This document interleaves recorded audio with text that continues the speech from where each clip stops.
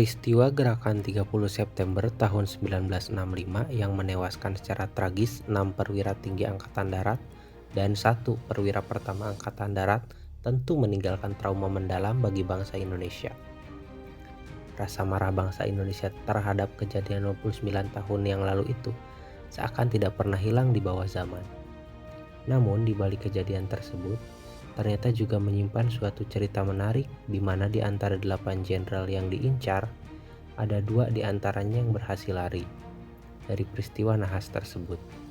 Salah satunya ialah Jenderal Abdul Haris Nasution. Siapakah dia? Bagaimana ia bisa lolos dari peristiwa keji tersebut? Kita akan bahas dalam video berikut.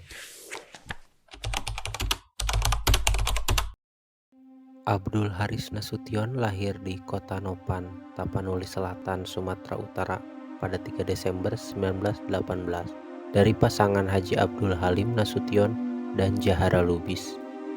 Selain dikenal sebagai petani yang cukup sukses, sang ayah juga dikenal sebagai anggota pergerakan Sarekat Islam di Kota Nopan, Tapanuli Selatan. Meski lahir di Sumatera Utara, sejak muda Nasution menunjukkan ketertarikan pada dunia pendidikan dan kepemimpinan. Nasution menyelesaikan pendidikan dasar dan menengah pertamanya di Hulen Indie School, HIS, Yogyakarta dan lulus pada 1932. Nasution melanjutkan pendidikan ke tingkat menengah atau European Lagery School, ILS, dan lulus pada tahun 1938. Pendidikan menengah atas Nasution kemudian dilanjutkan di Algemeen Middelsbaar School IMS bagian B di Jakarta dan lulus pada tahun 1938. Setelah menyelesaikan pendidikannya, Nasution kemudian kembali pulang ke Sumatera dan menjadi guru selama 2 tahun di Palembang dan Bengkulu. Namun karena tak betah menjadi guru di tengah gejolak pekik kemerdekaan, Nasution kemudian memilih untuk ikut bergerak melawan penjajah dan bergabung dengan Akademi Militer di Bandung. Setelah kemerdekaan Indonesia pada tahun 1945, Nasution sudah memiliki pengalaman militer yang signifikan. Ia berperan penting dalam perencanaan dan pelaksanaan strategi selama Perang Kemerdekaan. Nasution kembali bergabung dengan para bekas tentara pejuang tanah air seperti Peta, yang kemudian mendirikan Badan Keamanan Rakyat BKR, cikal bakal dari Tentara Nasional Indonesia. Karirnya yang semakin moncer di dunia militer yang membawanya ke jabatan Menteri Pertahanan dan Keamanan, rangkap Kepala Staf Angkatan Bersenjata, membuatnya menjadi salah satu incaran dari gerakan 30 September tahun 1965. Nasution menjadi salah satu di antara 2 target yang selamat, di mana berbeda dengan Brigjen Soekardo yang selamat karena sedang berada di Peking, Nasution berhasil selamat walaupun sedang berada di rumahnya. Pada Kamis malam 30 September 1965 pukul 22.00 WIB, Letnan 1 Dul Arif memerintahkan anggota-anggota Resimen Cakrabirawa untuk memakai PDLT dan menyiapkan senjata. Setelah itu, ia membawa para anggota resimen di asrama Tanah Abang 2 tersebut ke Lubang Buaya. Pada pukul 02.30 pagi, tanggal 1 Oktober tahun 1965, seluruh pasukan Pasopati diminta berkumpul untuk menculik Jenderal Nasution. Kira-kira pukul 04.00 pagi, para pengawal yang menjaga rumah Jenderal Nasution melihat datangnya 4 truk, 1 power, dan 1 gas dari arah selatan. Ternyata truk-truk ini berisikan pasukan pimpinan Pelda Jahuruf yang bertugas untuk menculik sang jenderal. Mulanya, Komandan Jaga tidak menaruh kecurigaan karena melihat seragam Cakrabirawa yang dikenakan pasukan ini, karena mereka adalah pasukan pengawal istana.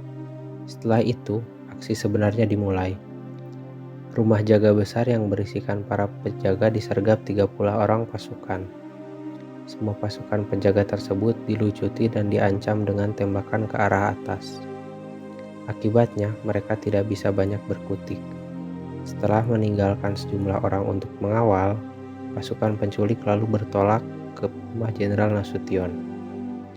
Sebenarnya, saat itu Jenderal Nasution dan istri, Johanna Sunarti, tengah terbangun karena keduanya sibuk mencari nyamuk Letusan senapan api di luar rumah tak terdengar. Tiba-tiba Ibu Nasution mendengar suara pintu kamar tamu ke kamar kerja yang dibuka paksa. Ia segera membuka kamar tidur dan melihat ke arah tersebut. Di sana tampak seorang berpakaian Cakrabirawa yang siap untuk menembak. Menyaksikan hal tersebut, Ibu Nasution langsung mengunci kamar tidurnya dan berpikir dalam hati, jangan-jangan ini yang mau menculik Pak Nas. Sang istri lalu memberitahu Jenderal Nasution bahwasanya ada orang-orang yang ingin membunuh beliau. Jenderal Nasution tidak percaya dan membuka pintu.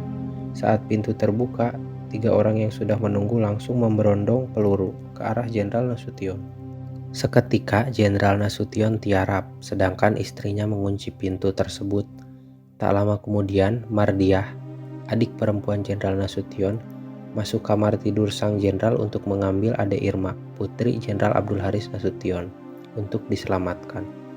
Namun, ia melewati pintu di mana ada pasukan penculik yang sudah menunggu sehingga timah panas mengenainya.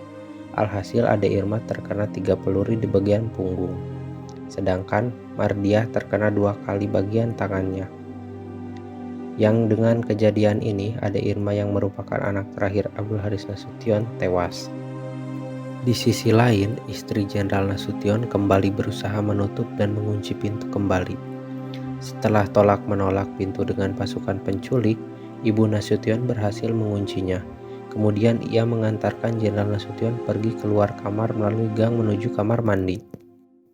Tatkala melompati tembok pekarangan, sang jenderal ditembak oleh pasukan penculik, tetapi tidak kena. Setelah itu, Jenderal Nasution terus bersembunyi di pekarangan tersebut. Dengan cara tersebut, Jenderal Nasution berhasil selamat dari cengkeraman maut pasukan Cakrabirawa. Situasi ini pun menyebabkan kebingungan dan tindakan panik di kalangan anggota militer lainnya. Setelah itu, seorang ajudan Nasution yang bernama Pierre Tendean, ia ditangkap oleh kelompok Cakrabirawa tersebut. Ia mengaku sebagai Abdul Haris Nasution.